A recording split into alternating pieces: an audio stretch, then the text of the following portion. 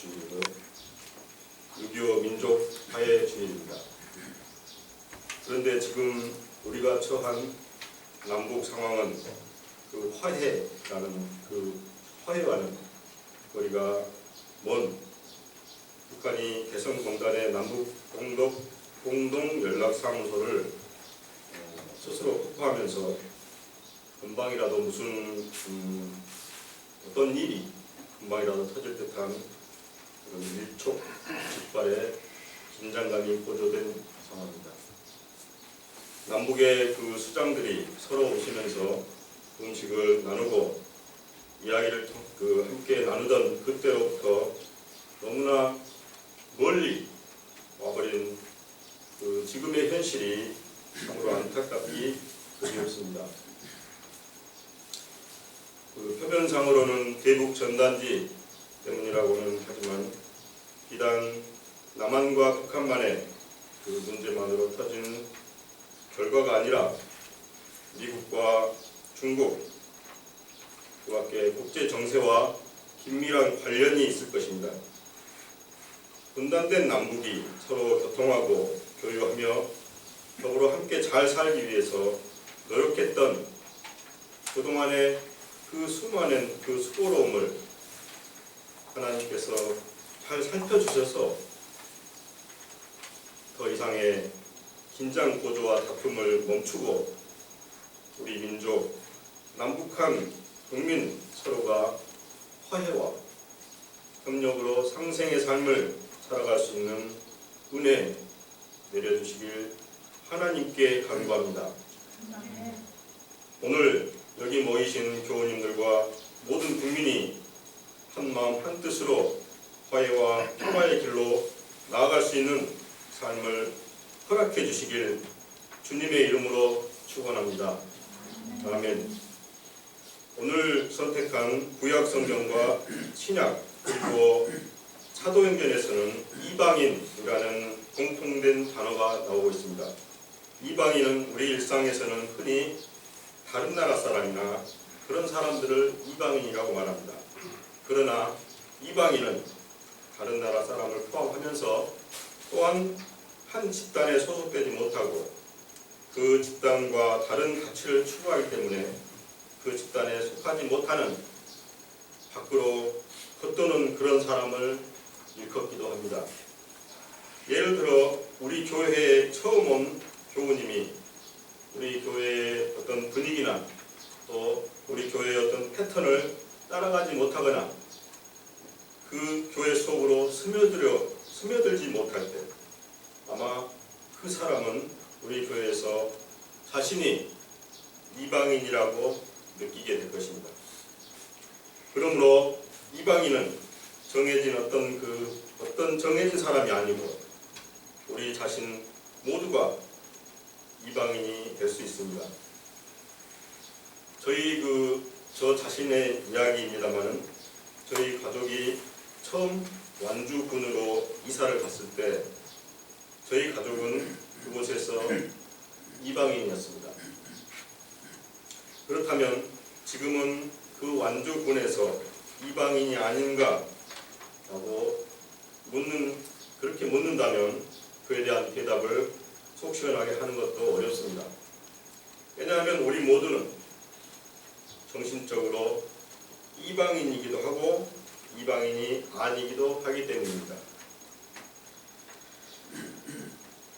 실존주의 철학자인 까미의 소설 이방인에서는 사회적 관습이나 전통적 그리고 종교적 가치로부터 멀리 떨어져 철저하게 추방당한 세계에 살고 있는 한 인간을 뜻하기도 합니다.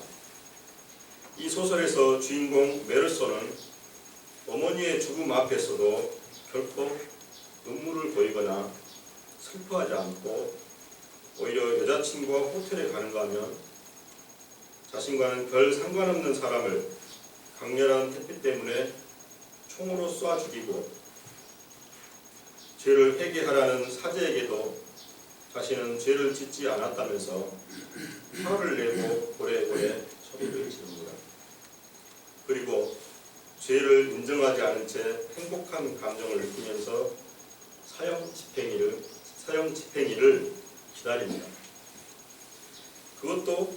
화형 집행일에 구경꾼들이 많이 와서 증오의 함성으로서 자신을 맞아주기를 바라면서 소설은 끝을 맺습니다. 모든 인간적 통념에서 벗어나 메르소 스스로가 이방인임을 선택한 것입니다. 메르소 자신이 이방인이기를 자처한 것입니다. 메르소는 자신이 죄를 지었음을 인정하고 사회로 다시 돌아가는 것이 자신이 이방인이라는 것을 포기하는 것임을 알았기 때문에 끝내 사회적 관습에, 법률의 규칙에, 도덕적 관습에 대하여 이방인으로서의 행복한 죽음을 합니다. 이처럼 인간은 타인에 의해서 이방인이 되기도 하지만 때로는 자기 자신이 스스로 이방인을 자처하기도 합니다. 이렇게 볼 때 인간은 이방인이기도 하고 이방인이 아니기도 합니다. 우리 교회 안에서 더 넓게는 우리나라 대한민국 안에서는 나라는 사람이 이방인이 아닐 수 있지만 다른 나라에 가거나 다른 종교 시설에 가게 되면 나는 이방인이 됩니다. 그런데 이 이방인은 내가 만드는 것이라는 생각은 나 스스로가 생각하고 행동하기 나름이 아닐까 싶습니다. 어느 곳을 가든지 함께 섞이고 함께 스며들어 함께 웃고 즐기는 그 사람에게 어떤 장소나 어떤 사람으로 인해서 자신이 이방인 같다고 느끼는 일은 없을 것이기 때문입니다. 그런데 여기서 또 하나의 어떤 지점을 읽어야 합니다. 나는 이방인처럼 행동하지 않으려고 하지만 상대방이 나를 이방인처럼 대하는 것입니다. 너는 다른 나라 사람이기 때문에, 너는 피부색이 검기 때문에, 너는 돈이 없이 가난한 사람이니까, 너는 얼굴이 못생겼습니다. 등등 다양한 이유로 타자를 배척합니다. 이방인이라는 이 개념 안에는 차별이 내재하고 있음을 우리는 알 수 있게 됩니다. 성경에서는 이방인을 대개 유대인 외에 세계 여러 민족, 유다인이나 그리스도교 신자들과 대비되는 입장에 있는 그런 이민족이나 어떤 이교도들을 가리키고 있습니다. 이방인의 개념은 구약성서, 특히 포로기 이후의 문서에 나타나는데 특히 묵시문학과 외전, 후기 유대교 문서에 많이 나와 있습니다. 그런데 포로기 이전에도 어떤 사람은 이방 세계가 이스라엘과 함께 야훼의 보호 아래 있다고 또 그의 목적 아래 있는 것으로 생각하는 것도 있습니다. 포로기 이후에는 이스라엘 백성 사이에 배타적인 사상이 짙어지면서 이방인과 자신들을 엄격하게 구별하게 됩니다. 이스라엘 백성과 이방인들을 구별하게 된 그 원인은 하나님과의 계약, 즉 이스라엘 민족만이 하나님의 선택을 받은 하나님의 민족이라는 이 선민 사상 때문에 한층 골이 깊어졌습니다. 이렇게 유대인들과 이스라엘인들과의 관계가 점점 더 멀어지기 시작한 후에 유대인들은 그리스나 로마 등 외세로부터 탄압을 받고 압력을 받자 이방인들에 대해서 미움은 크게 달하게 됩니다. 후기 유대교와 신약 성서 시대에는 유대인 공동체 자체에 특권 의식을 강조하였고 이방인들과의 교제 그리고 식사를 같이 한다 그런 것을 혐오하고 엄격히 금지하였습니다. 그러나 이때 예수님의 생애와 가르침이 이방인들과의 바람직하고 긍정적인 관계를 형성해 나가는 토대를 마련해주고 있습니다. 사도 베드로에서 시작된 이방인에 대한 복음 선포는 이방인들의 사도라 이끌어지는 바울 사도로 확장되었고 복음은 유대인이나 헬라인이나 야만인이나 가릴 것 없이 다 하나님의 백성으로 수렴되었습니다. 구원이란 유대인이나 이방인을 차별하지 않고 모든 사람을 위한 것이라는 신약의 사상은 구약에 이미 내재되어 있습니다.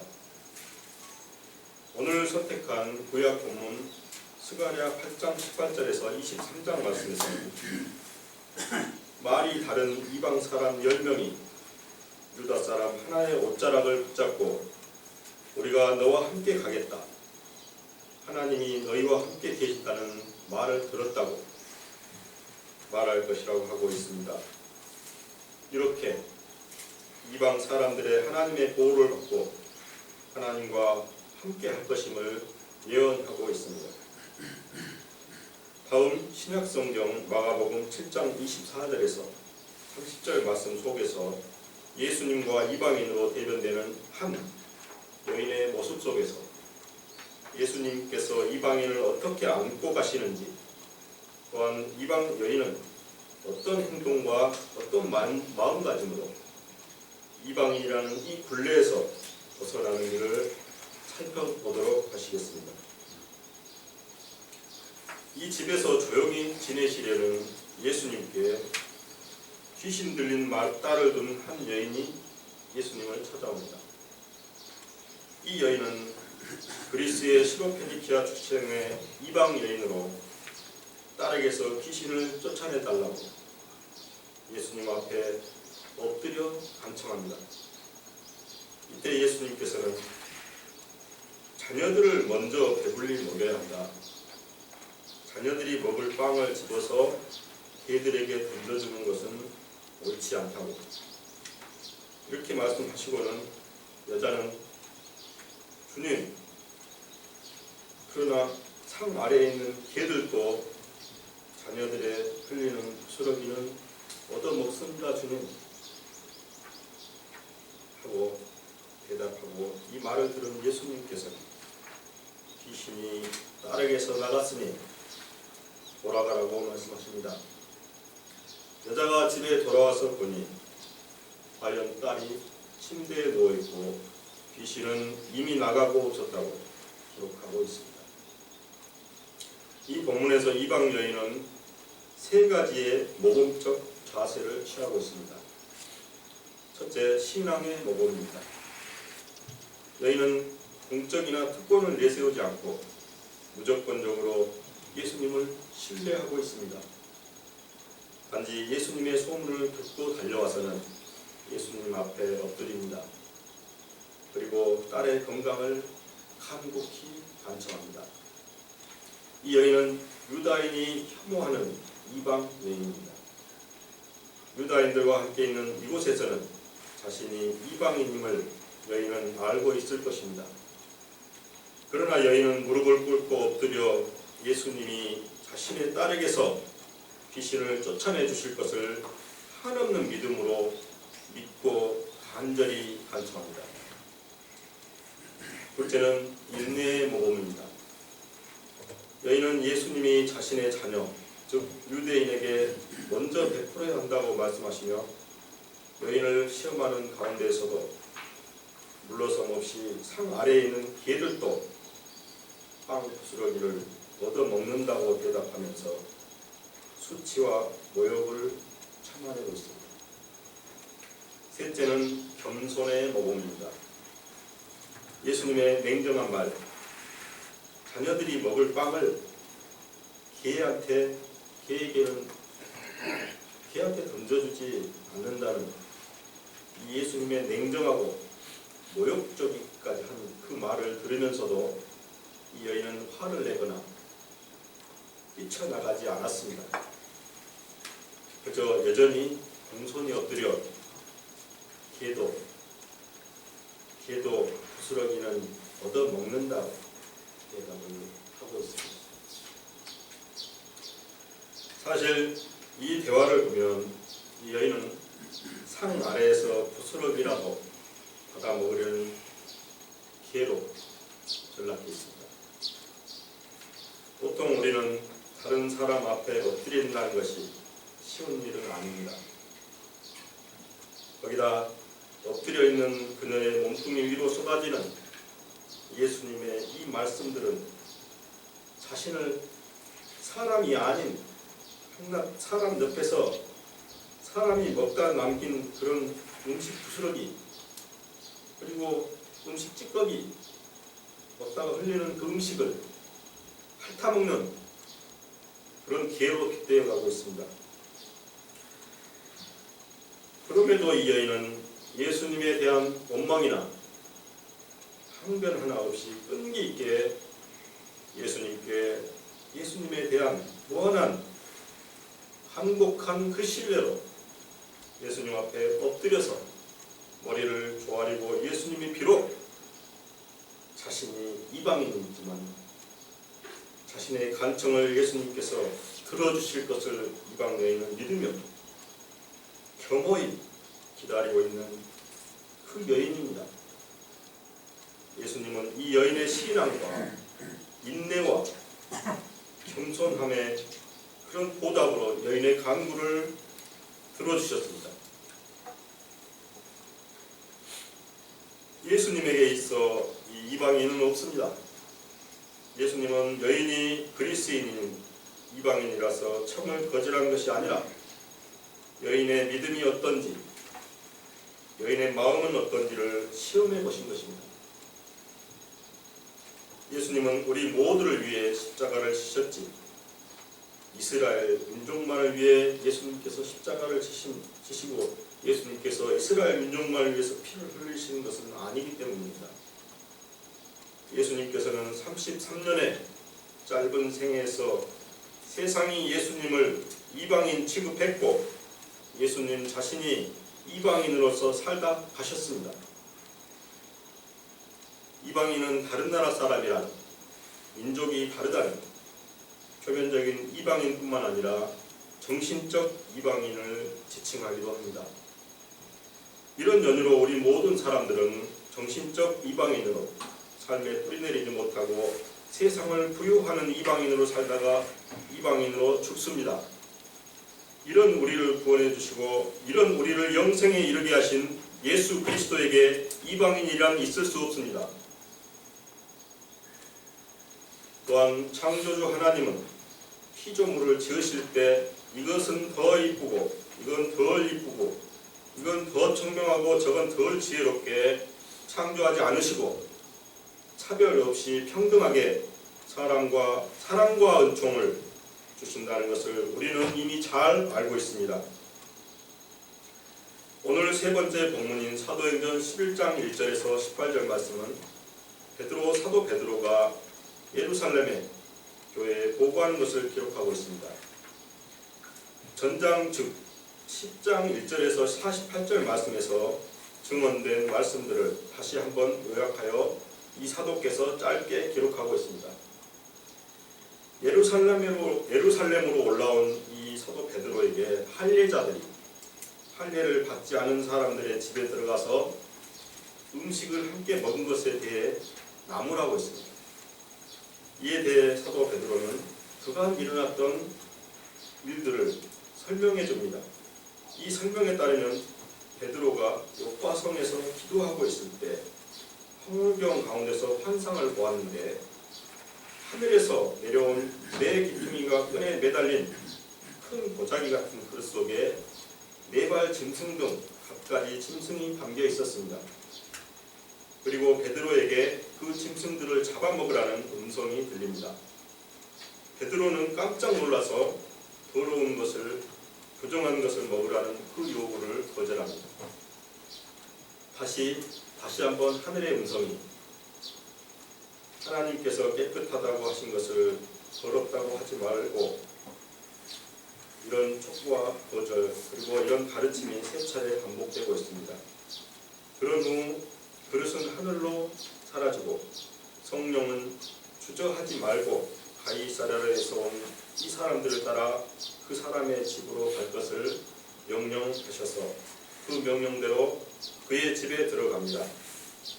그 사람 즉 고르넬리오는 천사가 나타나 베드로를 불러오게 하고 그의 온 집안이 구원받을 말씀을 일러줄 것이라고 하였다는 이 이야기를 합니다. 그리고 이방인들에게도 우리와 똑같이 성령이 내리셨음을, 다시는 하나님을 거역할 수 없음을 말합니다. 이 말을 다 들은 후 이제 그들은 하나님께 영광을 돌리며 하나님께서 이방 사람들에게도 회개하여 생명에 이르는 길을 열어주셨음을 찬양합니다. 본문에서 베드로는 자신의 계산에 따라 행동하는 것이 아니라 오직 하나님의 인도하심에 따라 행동하고 있음을 볼 수 있습니다. 하나님께서는 깨끗한 짐승과 더러운 짐승에 관한 이 환상을 통해 베드로에게 어떤 인간도 그 민족성 때문에 더럽게 이해되지 않는다는 것을 알려주고 계십니다. 그리고 하나님을 두려워하고 의를 행하는 그 사람은 누구든지 어느 민족에 속하든지 하나님이 기뻐하신다. 그 말씀처럼 하나님은 구원의 문제에 있어서 부당하게 한 민족을 편애하지 않으십니다. 하나님에게 이방인은 없습니다. 하나님에게 깨끗하지 않은 만물은 없습니다. 하나님에게 속된 것도 없습니다. 하나님은 만물을 창조하실 때 어느 것에 차별을 두지 않으시고 편애하지 않으시고 평등하게 사랑을 주셨습니다. 우리는 누구나 이방인이면서 동시에 이방인이 아닙니다. 어느 장소에서 이방인이 될 수도 있고 내 앞에 있는 저 타자가 이방인이 되기도 합니다. 우리는 마가복음의 이방 여인처럼 예수님을 무조건적으로 믿고 앙모하며 끈기를 가지고 인내하며 지나친 자신감으로 교만하지 않고 겸손하게 엎드려 우리를 구원해 주시는 예수 그리스도를 믿고 의지하여 흔들리지 않는 그리스도인이 되시길 바랍니다. 아멘. 우리 주 예수 그리스도처럼 세상을 이기는 이방인이 되시길 주님의 이름으로 축원합니다. 아멘. 창조주 하나님, 하나님께서 만든 세상에서 풀과 꽃과 나무와 벌과 나비와 여러가지 자연 생태계는 어느 것을 편애하지 않고 서로 돕고 어우러져 세상을 아름답게 하고 있습니다. 다만 영장류란 인간만이 서로를 미워하고 차별하며 다투며 하나님 보시기에 좋지 못한 삶을 살고 있습니다. 하나님, 우리 인간들의 이 어리석음을 용서하시고 자비를 베풀어 주십시오. 긴장 관계로 서로 대치하고 있는 남과 북의 화해와 평화의 길로 인도하여 주십시오. 아직도 지속되고 있는 코로나 감염병에 괴로워하고 있는 신음하는 하나님의 귀한 자녀들을 불쌍히 여기사 하나님의 은총을 내려주시기를 원합니다. 착교 작은 교회 식구들이 서로의 마음속에 나는 이방인이라는 이런 감정을 느끼고 외로워하지 않도록 서로 교통하는 교우님들 되게 하시고 하나님을 믿는 믿음 안에서 겸허한 삶을 살아가도록 인도하여 주시옵소서. 예수님 이름으로 기도합니다. 아멘.